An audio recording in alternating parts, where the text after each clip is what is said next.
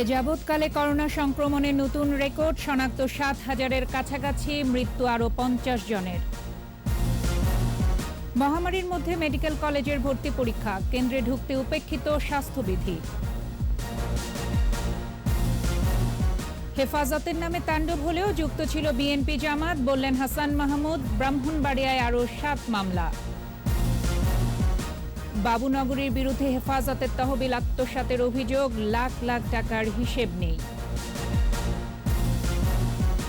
স্বাধীনতার ৫০ বছরেও ঢাকা বিশ্ববিদ্যালয়ে নেই জাতির পিতার ভাস্কর্য, দায় অস্বীকার করছেন না উপাচার্য।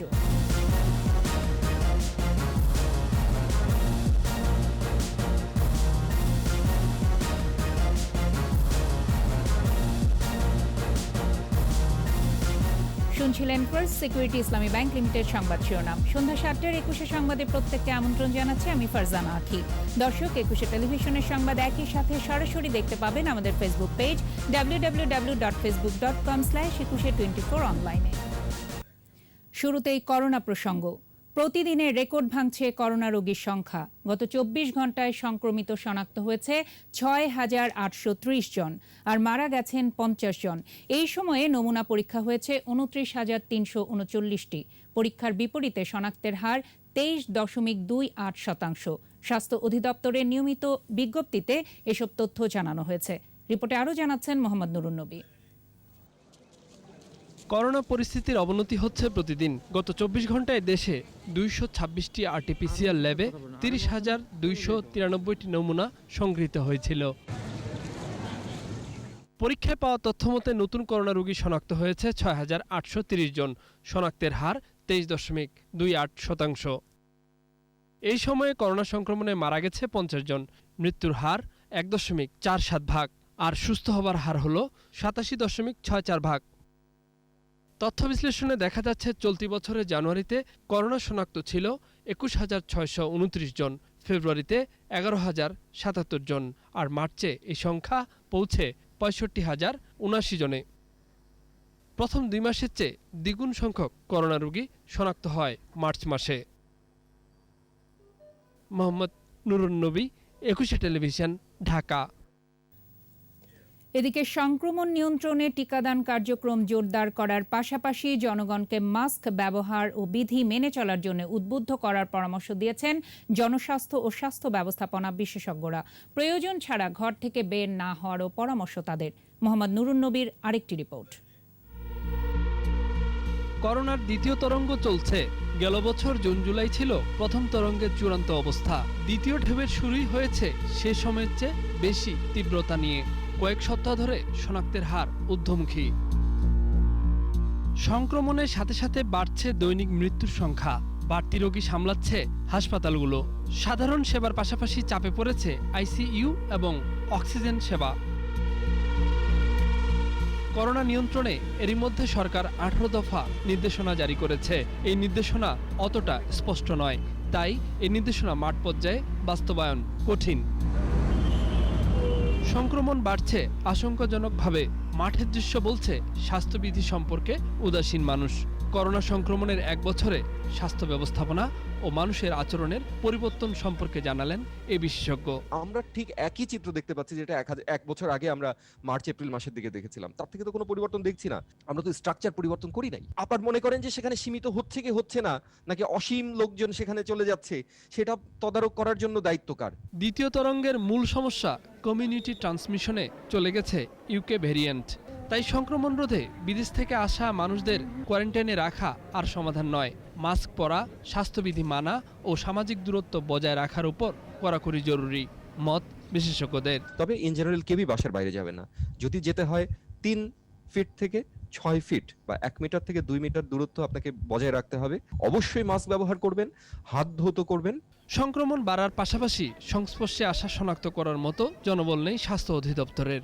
তাই ভেরিয়েন্টের গতিবিধি পর্যবেক্ষণ সহ প্রতিদিনই নির্দিষ্ট হারে জিনোম সিকোয়েন্সিং এর পরামর্শ বিশেষজ্ঞদের। যেটাকে আমরা ভ্যারিয়েন্ট সার্ভিলেন্স করা প্রয়োজন এবং মিউটেশন সার্ভিলেন্স করা প্রয়োজন, যেখানে নাকি আমাদের রেকর্ড ডাটাগুলো থাকবে। ডেইলি আপনার ৬,০০০ মানুষ শনাক্ত হচ্ছে। আপনি ৬,০০০ মানুষের থেকে স্যাম্পলিং করে ৪০০-৫০০ মানুষকে আপনি জিনোম করেন, সিকোয়েন্স করেন। ইজ ভেরি এক্সপেন্সিভ, আমি আবারও বলছি, বাট নট ইম্পসিবল। টিকা কার্যক্রমের পরিধি বাড়ানো গেলে সংক্রমণ কমার পাশাপাশি মৃত্যুর ঝুঁকি কমবে বলে মত জনস্বাস্থ্য বিশেষজ্ঞদের। মোহাম্মদ নুরুন নবী, 21 টেলিভিশন, ঢাকা। করোনা মহামারীর মাঝেই হয়ে গেল মেডিকেল কলেজের ভর্তি পরীক্ষা। চিকিৎসক হতে আগ্রহীদের কেন্দ্রে ঢুকতে ছিল না শারীরিক দূরত্ব মানার বালাই। নিষেধাজ্ঞার পরও কেন্দ্রের বাইরে অভিভাবকদের ভিড় সামলাতে হিমশিম খেতে হয় পুলিশকে। প্রায় 1.25 লাখ পরীক্ষার্থীর মধ্যে রাজধানীতেই ছিলেন 47,000। দীপু শিকদারের রিপোর্ট। রাজধানীতে সংক্রমণের উচ্চ হার, তাই নির্দিষ্ট সময়ের বেশ আগেই পরীক্ষার্থীদের কেন্দ্রে আসার নির্দেশনা ছিল। তারপরও পরীক্ষা কেন্দ্রে ঢুকতে শারীরিক দূরত্ব ধার যে কেউ ধারছেন না, এই চিত্রই তা বলে দেয়। মেডিকেলে ভর্তি পরীক্ষা দিতে আসা শিক্ষার্থীরা প্রায় গায়ে গা ঘেঁষেই প্রবেশ করেছে কেন্দ্রে।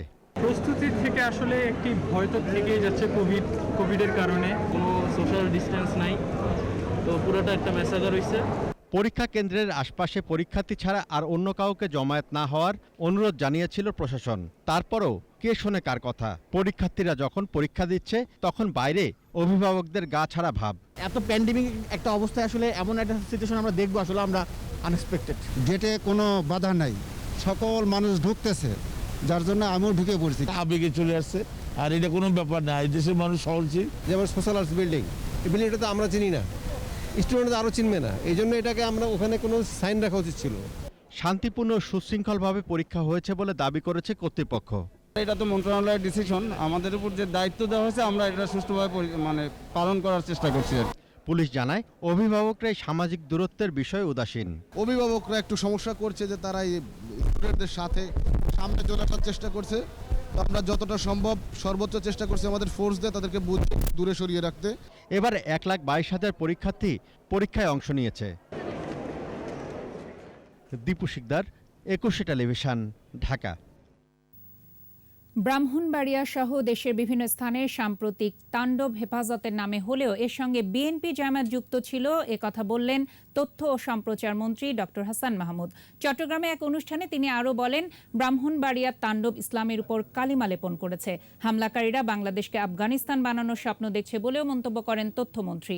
চট্টগ্রাম আন্তর্জাতিক ইসলামী বিশ্ববিদ্যালয় বোর্ড অব ট্রাস্টির চেয়ারম্যান ও সংসদ সদস্য প্রফেসর ডক্টর আবু রেজা মোহাম্মদ নিজামুদ্দিন নদভীর সভাপতিত্বে অনুষ্ঠানের প্রধান বক্তা ছিলেন শিক্ষা উপমন্ত্রী ব্যারিস্টার মুহিবুল হাসান চৌধুরী নওফেল।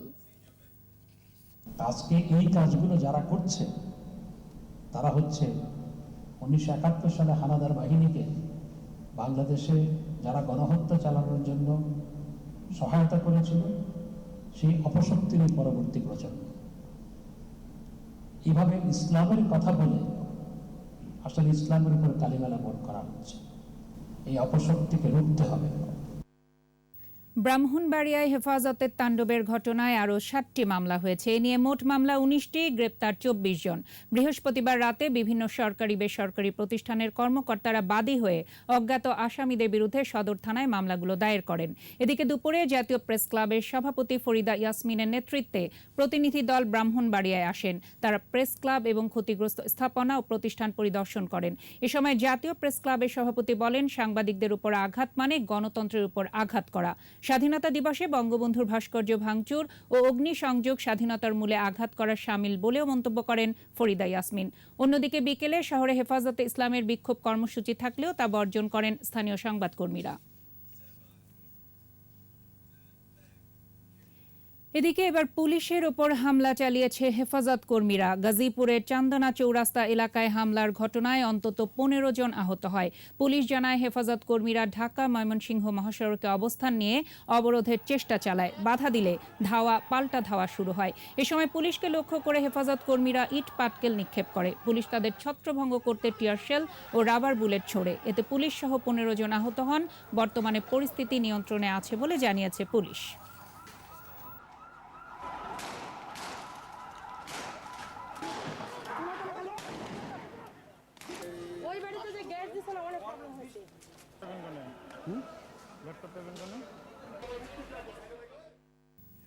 হেফাজতের তহবিল থেকে টাকা মেরে দেওয়ার অভিযোগ উঠেছে সংগঠনটির বর্তমান আমির জুনায়েদ বাবুনগরীর বিরুদ্ধে।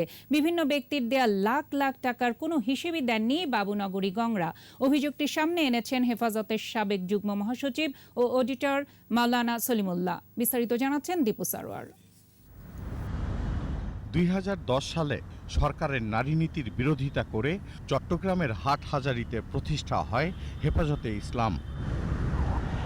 জন্মলগ্ন থেকেই জ্বালাও পোড়াওয়ের রাজনীতি শুরু। 2013 সালে যুদ্ধাপরাধীদের বিচারের দাবিতে গণজাগরণ মঞ্চ সরব হয়। আর গণজাগরণ মঞ্চের বিরোধিতা করে আলোচনায় আসে হেফাজত। সে সময় থেকেই নানা বিতর্কিত বক্তব্য দিয়ে সমালোচিত জুনায়েদ বাবুনগরী। তার ইশারায় শাপলা চত্বর কাণ্ড। সে সময় হেফাজতের তাণ্ডব দেখে বাংলাদেশ। আইন শৃঙ্খলা রক্ষাকারী বাহিনীর অভিযানে কিছুদিন নীরব থাকলেও আবারও বিষ দাঁত বের করেছে বাবুনগরীরা। এবার এই বাবুনগরীর বিরুদ্ধে লাখ লাখ টাকা তসরুফের অভিযোগ এনেছেন খোদ হেফাজতের সাবেক যুগ্ম মহাসচিব মাওলানা সলিমুল্লাহ।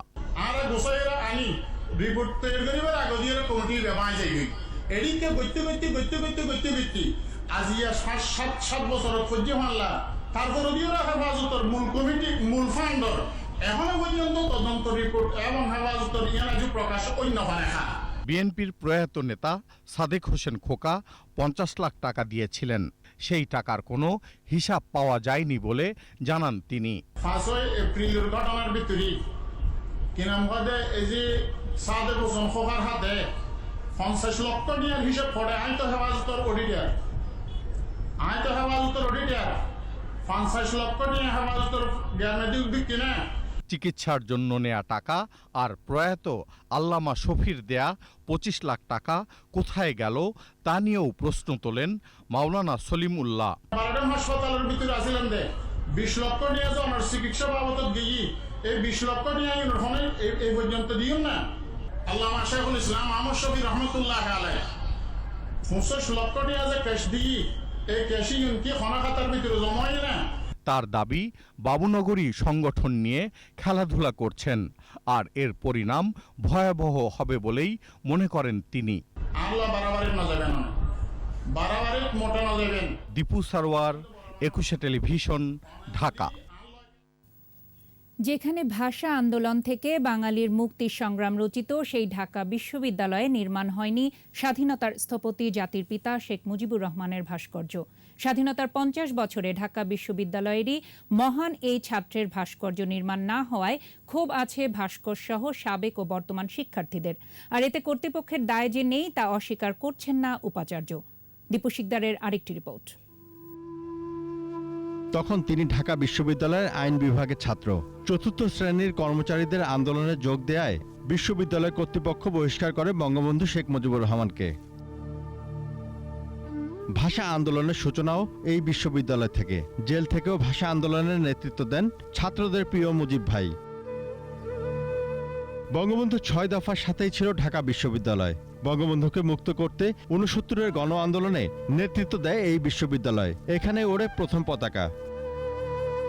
আর বাঙালিকে স্বাধীনতা এনে দেন এই বিশ্ববিদ্যালয়ের ছাত্র জাতির পিতা বঙ্গবন্ধু শেখ মুজিবুর রহমান। এবারের সংগ্রাম আমার মুক্তির সংগ্রাম, এবারের সংগ্রাম স্বাধীনতার সংগ্রাম। বিশ্ববিদ্যালয় জুড়ে স্বাধীনতার স্মারক, অপরাজয় বাংলা, স্বোপার্জিত স্বাধীনতা সহ আরও অনেক ভাস্কর্য থাকলেও নেই স্বাধীনতার সেই মহানায়কের একক কোনো ভাস্কর্য। স্বাধীনতার সুবর্ণ জয়ন্তীতে 50 বছরে বঙ্গবন্ধুর একটি ভাস্কর্য এই ক্যাম্পাসে নেই। স্বপ্রণোদিত হয়ে একটা ভাস্কর্য বসাতে চেয়েছিলাম, বিশ্ববিদ্যালয় প্রশাসন বাধায় আমরা সেটা করতে পারিনি। যার জন্য আমরা এই দেশ পেয়েছি, এই দেশের একটি স্বাধীনতার লাল পতাকা পেয়েছি, কিন্তু সে তার ভাস্কর্য ঢাকা বিশ্ববিদ্যালয়ে থাকবে না, এটি কখনোই আমরা মেনে নিতে পারি না। এ নিয়ে ক্ষোভ আছে ভাস্করদের মাঝে। জাতির পিতা বঙ্গবন্ধু শেখ মুজিবুর রহমানের একটি ভাস্কর্য ঢাকা বিশ্ববিদ্যালয়ের উদ্যোগে হয় নাই। এটা ঢাকা বিশ্ববিদ্যালয় কর্তৃপক্ষেরই ব্যর্থতা বলতে হবে। এতদিনেও ক্যাম্পাসে জাতির পিতার ভাস্কর্য নির্মাণ না হওয়া বিশ্ববিদ্যালয় কর্তৃপক্ষের দায় আছে বলে মনে করেন উপাচার্য। বঙ্গবন্ধু, ঢাকা বিশ্ববিদ্যালয়, বাংলাদেশ, এই তিনটি আবার একই সূত্রে গাথা। ঢাকা বিশ্ববিদ্যালয়ের দায়বদ্ধতা অনেক। ক্যাম্পাসে জাতির পিতার দৃষ্টিনন্দন একটি ভাস্কর্য নির্মাণে বিশ্ববিদ্যালয় কর্তৃপক্ষ দ্রুত পদক্ষেপ নেওয়ার দাবি শিক্ষার্থীদের। দীপু শিকদার, 21 টেলিভিশন, ঢাকা। সময় হলো প্রিমিয়ার ব্যাংক লিমিটেড সংবাদ বিরতির। নো মাস্ক নো সার্ভিস বিধি মেনে চলুন, সুস্থ থাকুন। যখন ফিরছি তখন অন্যান্য খবরের সঙ্গে আরও যা থাকবে। মৌসুমি ফলের সরবরাহ প্রচুর, দামে নেই স্বস্তি। চিনি, ভোজ্য তেলের বাজার আগের মতোই চড়া। করোনাকালের ছুটির দিনে জমজমাট বইমেলা, স্বাস্থ্যবিধি মানতে পাঠকদের প্রতি অনুরোধ। দেখছেন সন্ধ্যা 7টার 21 সংবাদ। ভোজ্য তেল, চিনি সহ বেশ কিছু পণ্যের দাম রমজানের আগেই বেড়েছে এক দফা। এর জন্য আন্তর্জাতিক বাজার দায়ী বলে জানিয়েছেন ব্যবসায়ীরা। মৌসুমি ফলের সরবরাহ প্রচুর, তবে দাম এখনও চড়া। মেহেদী হাসানের রিপোর্ট। ইফতার ও সেহরিতে একটু ভালো খাবার খেতে চান রোজাদাররা, আর এই সুযোগে আগেই বেড়েছে ডাল, ছোলা, ভোজ্য তেল ও চিনির দাম। ব্যবসায়ীদের দাবি আন্তর্জাতিক বাজারেই এসব পণ্যের দাম চড়া। চিনির দাম আর তেলের দাম, এই দুইটা জিনিসের দামই বাড়ছে। এছাড়া বাজার আর কোনো বাজারের কোনো জিনিসের উপর কোনো দ্রব্যমূল্যের উপর কোনো প্রভাব পড়ে নাই। চিনি বেশি হলে খোলাটা হলো যে 68, প্যাকেট জাতীয় যেটা হেডা কষ্ট হলো 78 টাকা কোম্পানির রেট। ইফতারে একটু ফলও চাই। খেজুর, আপেল, আঙ্গুরের পাশাপাশি তরমুজ, বাঙ্গির মতো মৌসুমি ফলের সরবরাহ প্রচুর, কিন্তু এসবের দামও চড়া। মাসখানিকের মধ্যে যেরকম দাম আছে ওই রকম দামই আছে, আর আশা করা যায় এবার খেজুরের দাম বাড়বে না। একটা বাঙ্গি পরে মনে করেন যে 80 টাকা, 100 টাকা, আর তরমুজ হলো আপনার 30 টাকা কেজি। 400 টাকা তো অবশ্যই খাওয়া যাবে না, কারণ যারা নিম্ন স্তরের এরা তো কেনার সামর্থ্য নাই। তবে সংযমের মাসে বাজার নিয়ন্ত্রণে থাকবে এমনটাই প্রত্যাশা সাধারণ মানুষের। এক শ্রেণী ব্যবসায়িক আছে যারা রমজান মানে তাদের মুনাফা। সরকার বাজার যদি নিয়ন্ত্রণে আনতে পারতো তাহলে আমরা যারা রোজা রাখি এভাবে ভালোভাবে চলতে পারতাম আর কি। এদিকে শীত শেষ হলেও এবার টমেটো, বেগুন, শসার মতো সবজির দাম এখনো অনেক কম। সবজি মোটামুটি আগের দামে এখানে আছে, বাড়ানো। বেগুনের দাম হচ্ছে 30 টাকা, শসাও 30 টাকা, লেবু আছে 60 টাকা, 80 টাকা হালি। ব্রয়লার মুরগির দাম বেড়েছে শবে বরাতের আগেই, তবে গরু, খাসির মাংস এবং সব ধরনের মাছের দাম আছে আগের মতোই। 150 থেকে 60 টাকা। মাঝখান দিয়ে সবরাতের আগে দাম বেশি ছিল, অনেক বেশি। মেহেদী হাসান, 21 টেলিভিশন, ঢাকা। খাদ্যে ভেজালকারীদের কঠোর শাস্তির দাবি জানিয়েছে নিরাপদ খাদ্য চাই সংগঠন। জাতীয় প্রেস ক্লাবের সামনে মানববন্ধন কর্মসূচি থেকে বক্তারা বলেন, খাদ্যে ভেজালকারীরা নীরবে মানুষ হত্যা করছে, তাই এসব ভেজালকারীদের সামাজিকভাবে বয়কট এবং আইনের আওতায় এনে সর্বোচ্চ শাস্তির দাবি জানান তারা। সারা দেশে ভেজাল বিরোধী অভিযান অব্যাহত রাখারও দাবি ওঠে মানববন্ধন থেকে।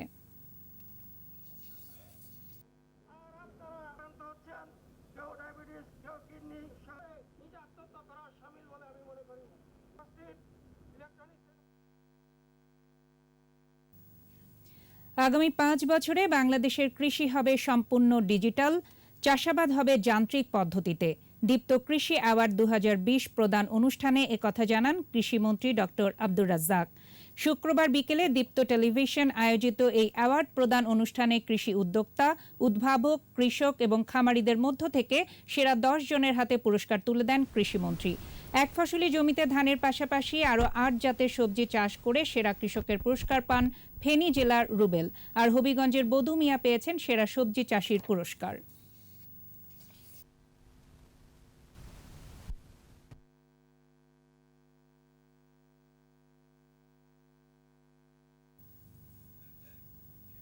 পৃথক সড়ক দুর্ঘটনায় পাবনা, দিনাজপুরের নবাবগঞ্জ, জয়পুরহাট ও মৌলভীবাজারের রাজনগরে 6 জনের মৃত্যু হয়েছে।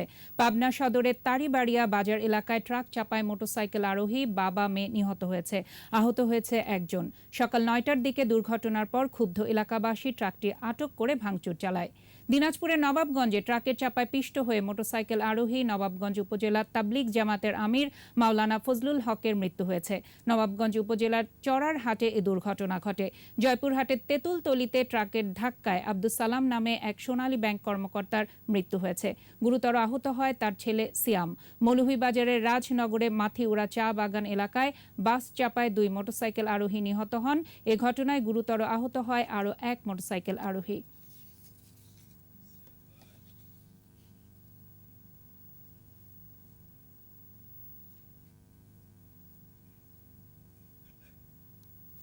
কক্সবাজারের উখিয়ায় অগ্নিকাণ্ডে ৩ জন রোহিঙ্গা দোকান কর্মচারীর মৃত্যু হয়েছে। গত রাত ২:৩০টার দিকে কুতুপালং বাজারে এ আগুনের ঘটনা ঘটে। ফায়ার সার্ভিসের 2টি ইউনিট ভোর ৫:১৫টার দিকে আগুন নিয়ন্ত্রণে আনে। এ সময় উখিয়ার ১০ নম্বর ক্যাম্পের আনসার উল্লাহ, ফরিদুল ইসলাম ও আয়াস নামে ৩ জন দগ্ধ হয়ে ঘটনাস্থলে মারা যান। ৭টি দোকান সম্পূর্ণ ছাই হয়ে যায়। বৈদ্যুতিক শর্ট সার্কিট থেকে আগুনের সূত্রপাত হতে পারে বলে প্রাথমিক ধারণা করা হচ্ছে।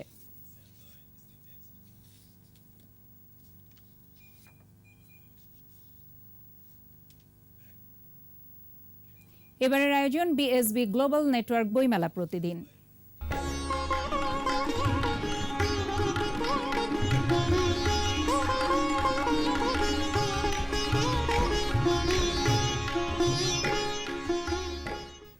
ছুটির বিকেলে জমে ওঠে অমর একুশে গ্রন্থমেলা। করোনাকালের মেলায় জমজমাট আড্ডায় মাতেন প্রকাশক, লেখক, পাঠকেরা। প্রাণের টানেই মেলায় আসা বলে জানান পাঠকরা।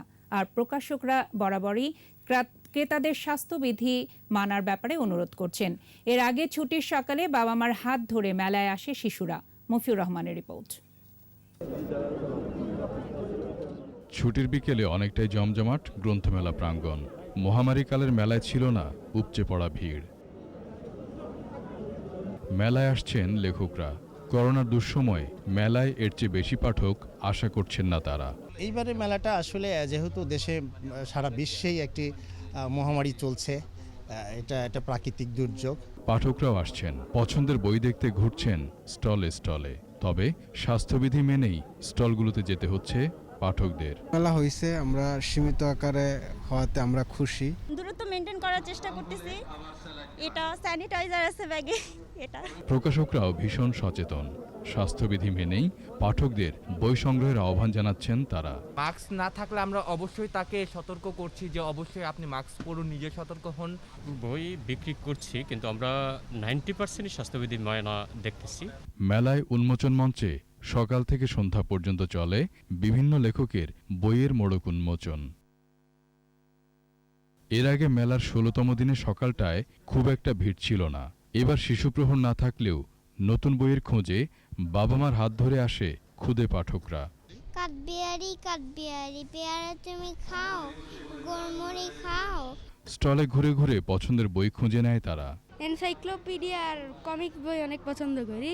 আমি ভূতের বই কিনছি, হাসির বই কিনছি। সায়েন্স ফিকশন ভালো লাগে, গোয়েন্দা গল্পও ভালো লাগে। সায়েন্স ফিকশন, গোয়েন্দা উপন্যাস, এগুলো আমার মজা লাগে খুব। বই কেনার আনন্দ থাকলেও এবার শিশুপ্রহর না থাকার দুঃখ আছে শিশুদের মনের কোণে। মফিউর রহমান, একুশে টেলিভিশন, ঢাকা। আবারও নিচ্ছি প্রিমিয়ার ব্যাংক লিমিটেড সংবাদ বিরতি। নো মাস্ক নো সার্ভিস বিধি মেনে চলুন, সুস্থ থাকুন। যখন ফিরছে তখন অন্যান্য খবরের সঙ্গে আরও যা থাকবে। চাঁদপুরের অভয় আশ্রমে অবাধে জাটকা নিধন, ইলিশ রক্ষায় অভিযান চলার দাবি প্রশাসনের।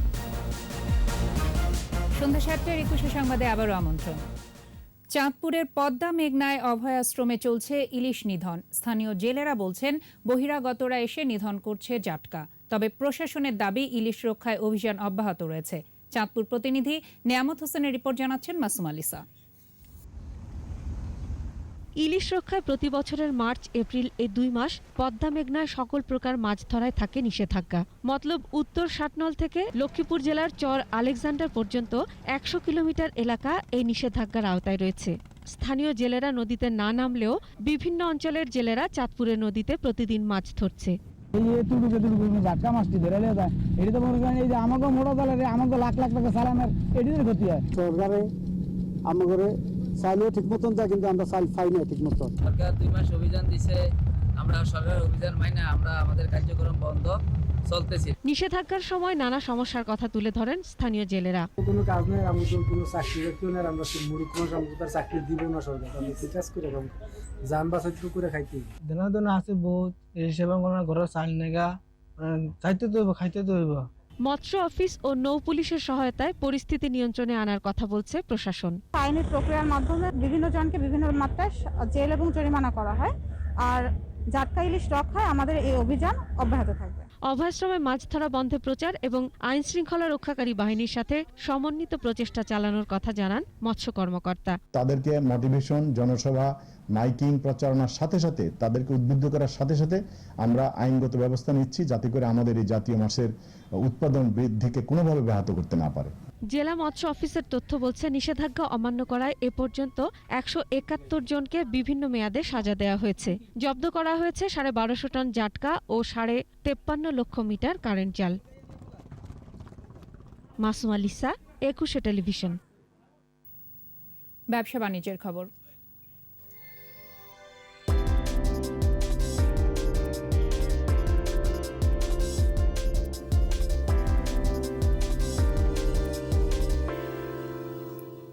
অর্থনীতি পুনরুদ্ধারে মার্কিন প্রেসিডেন্ট জো বাইডেনের $2 ট্রিলিয়নের বেশি ডলারের নতুন প্যাকেজ ঘোষণার পর এশিয়া শেয়ার বাজারের সূচক রেকর্ড উচ্চতায় উঠেছে। জাপানের টোকিও এবং দক্ষিণ কোরিয়ার সিউলে এরই মধ্যে 1% বেড়েছে শেয়ার বাজারের সূচক। সাংহাইতেও ইতিবাচক অবস্থা।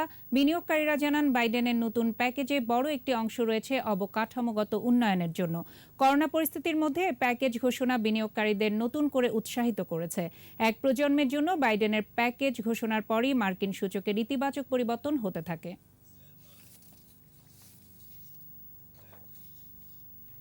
সংস্কৃতি সংবাদ।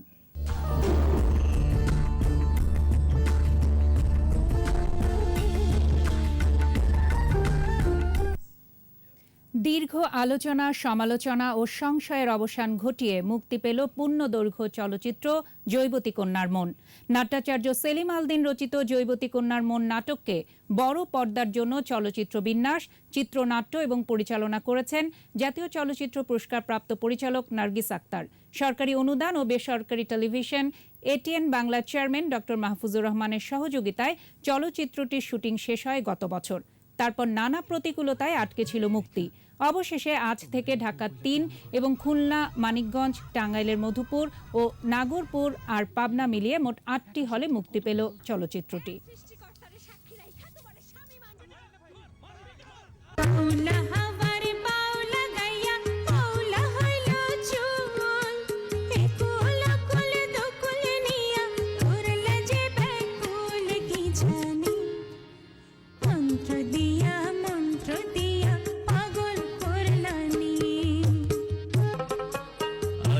ছিলাম যেমন তেমন, এখন যে পাগল।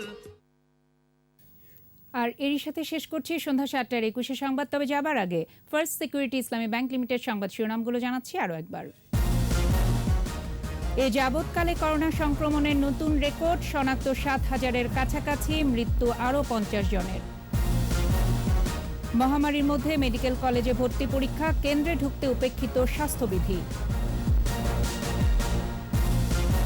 হেফাজতের নামে তাণ্ডব হলেও যুক্ত ছিল বিএনপি জামাত, বললেন হাসান মাহমুদ। ব্রাহ্মণবাড়িয়ায় আরও 7 মামলা। বাবুনগরীর বিরুদ্ধে হেফাজতের তহবিল আত্মসাতের অভিযোগ, লাখ লাখ টাকার হিসেব নেই। এবং স্বাধীনতার 50 বছরেও ঢাকা বিশ্ববিদ্যালয়ে নেই জাতির পিতার ভাস্কর্য, দায় অস্বীকার করছেন না উপাচার্য।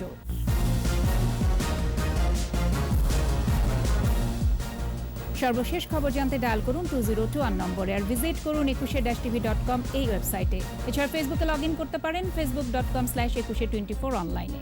পরবর্তী সংবাদ রাত 9টায় দেখার আমন্ত্রণ রইল। স্বাস্থ্যবিধি মেনে চলুন, সুস্থ থাকুন, 21-এর সাথেই থাকুন।